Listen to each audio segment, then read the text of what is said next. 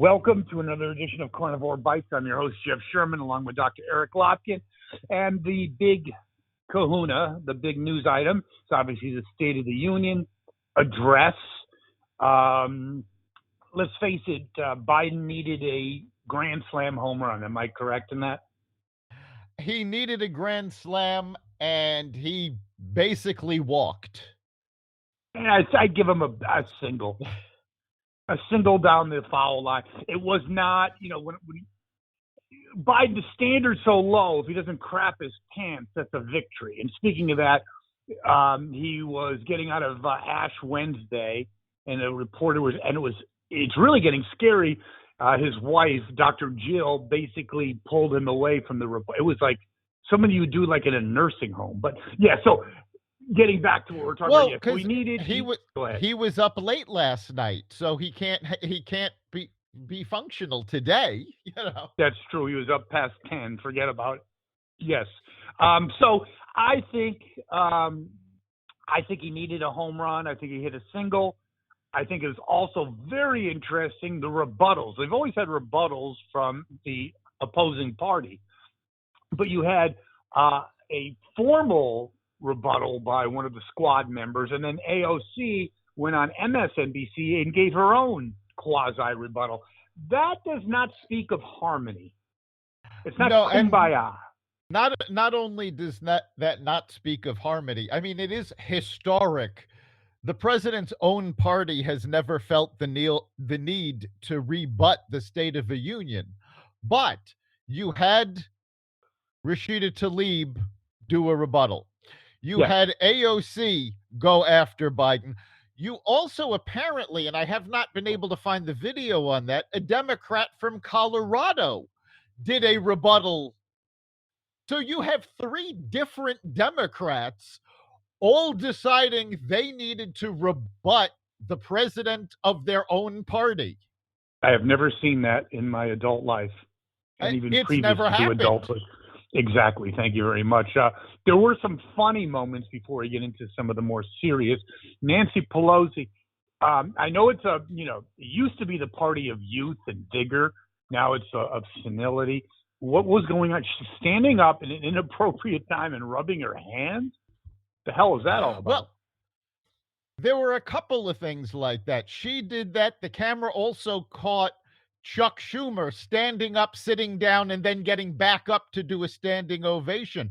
Apparently, Pelosi, Schumer, several other members of the Senate and of Congress were given the speech ahead of time told this is where we need an applause line. Except apparently they needed a rehearsal because they kept missing their cues. It was like something out of this whole administration's been something out of a bad B movie. You never would take it seriously. But yeah, looking at that, and then Kamala, when he said that we're at war with Iran, not Ukraine, she just cringed. I don't know if that was on purpose or. Well, I don't think you can help it when he says things like that. I mean, early on, he accidentally said that the U.S. would not be sending troops to fight Ukraine. He then said that Putin will never gain the hearts and souls of the Iranians. Yeah, that's it. It's like he had no idea who he was talking about. No, he's again, and that's with a teleprompter. But it was very interesting. He's negative 15 in approval, meaning support for approve versus disapprove. It might have moved the needle a couple of points. What do you think, Dr. Lopkin? Actually, I don't think it moved the needle at all. Most of the commentary on both sides that I have heard basically characterize this as more of the same. He doubled down essentially on every policy he put forward. The only things that he pushed against the liberal part of his party was on defund the police. He stated uncategorically that defund the police was a bad idea, which didn't thrill the liberals. No, And he also admitted that, yes, they need to secure the southern border. He did not, however, offer any kind of policy changes that would actually do that. no, that was just all for public consumption. Right. Yeah, I think it was interesting. I think it's also very interesting talking back to Camilla, and she was on an African American podcast, and you have to see this. She was like, "Let me explain this war. The Soviet Union or Russia is a big country, really big, and Ukraine is a small." It was like, Yes, talk about elitism. Oh my God! It was like she was trying to explain it to a kindergarten child. Yes. And Yes. it was the Embarrassing. there's a debate. Was she being condescending to the podcast audience, or is she simply that stupid that that's how she has to explain it? I think it's the And latter. and I mean, that appearance and the State of the Union both showed a party completely out of step. Biden, first of all, refused to accept responsibility for anything that's happening. Now, And especially in Afghanistan, which he should have had if he had any. We talked about he's not Uncle Joe, he's not lunch pail nice guy Joe. He goes, and we need to understand the sacrifice. I mean, any leader would do that, but he just glossed over it. Like, no, it was just a bad day, no big deal. he glossed over it. Irreprehensible. He did not accept any responsibility for his part in empowering Putin. And in fact, at one point, tried to blame the economy on Trump's tax cuts, Yes. saying that Trump's tax cuts only helped the top 1%. We've talked about this in the past, but according to the IRS, 82% of Americans got a tax break thanks to the Trump tax cut. On top of that, he tried to claim that the American Rescue Plan, the stimulus package that passed when he first entered office, helped people deal with inflation. No, even before this was passed, economists said this was going to cause runaway inflation. There was no runaway inflation before it passed. This was responsible for it. Okay, this is a really earth-shattering concept for all you seventh graders out there, or maybe a freshman in college. I believe it's called, let me scratch my head, supply and demand. Too much money chasing too few goods. I learned that like maybe freshman year of college. Hello. Anyone home? Yeah. So it's totally economics amazing. 101. And it's not just him, because in these rebuttals, both AOC and Rashida Tlaib showed that the progressive end of the party is completely out of touch with America.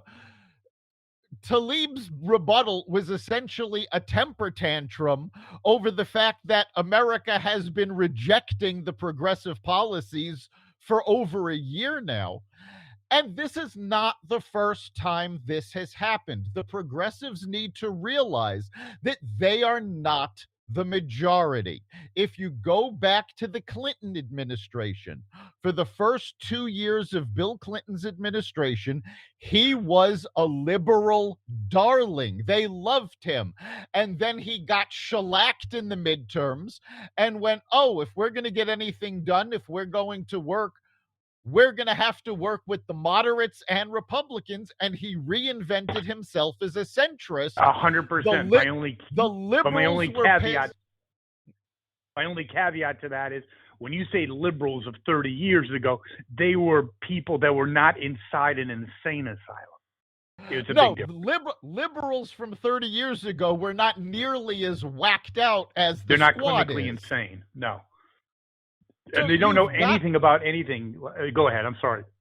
So you've got a party that basically last night showed they're at war with each other. They're completely out of touch with the American people.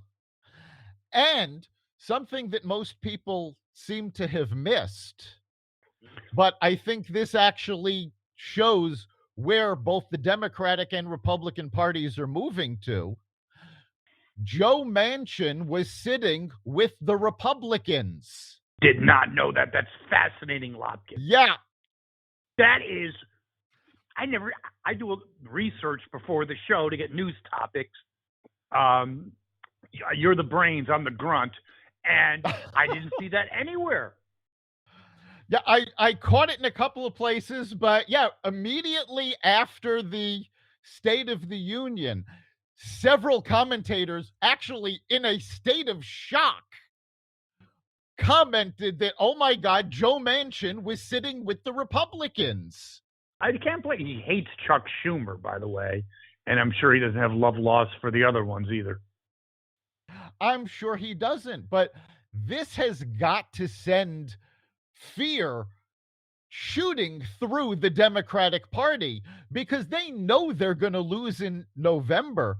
Now they have to ask themselves, is there the possibility that they're going to lose the Senate before any votes are cast? I think that would be the shot heard around the world. I think politically, being from West Virginia, it actually, I know he's been, since dawn of time, his family's been Democrat. I get it. But so was Reagan. And I think that it would be good for him. And I think it would be the shot. He did that for everything happens in politics for a reason. He didn't do it because the seats were more comfortable. Right. And you also have to remember that earlier this week, Joe Manchin once again doubled down and said the Democratic policies have been causing the inflation, and he is not going to vote for any massive spending bills as long as we are dealing with this inflation. So again, he just shoved a knife into Biden's agenda. Well, Biden, we said this, and sometimes you can take some credit for the Carnivore Radio. Remember, we came out early on and said, I said one and done. And you said one. I go, no, 1 year. I mean, I think he's very close to lame duck. I've never seen it before after a year. I really believe that. I mean, there's agenda. His agendas have zero chance. They're radioactive of passing. They had one chance, and that was it. Yeah, no, his agenda is permanently stalled at this point. And which means dead. It's part of the reason that so many people expected him to use the State of the Union address as a reset. And some people on the Democratic side actually said, yes, he needs to reset. He needs to reach out across the aisle and say, all right, you know what? We've had a really rocky year. Let's start over. Let's talk about where we can work together. But instead of that, he actually doubled down on his own failed policies. Yeah, and again, the quintessential question is it him, which I doubt. It's operatives that are ideologues. I don't think he has any idea what he's doing, which is evident by he just got out of Ash Wednesday, and Dr. Jill had to carry him away like something you would do at weekends at Bernie. So he's asleep at the switch. He had a golden opportunity, a statesman-like opportunity to say, we're in turbulent times. There's been some errors on both sides, whatever. Let's recalibrate. Let's work together. But absolutely anything but. And I think, I basically think that he had a real good opportunity even to say something like, for at least the short term, we will open up American energy to get through this. So, because we're all in this together. But now he's beholden to the environmental whackers. And that also, he did make one comment about that, and the world basically said, "You're an idiot." He made the announcement that America was going to be releasing 30 million barrels of oil. That's like 10 hours of oil. Right. Europe was also going to be releasing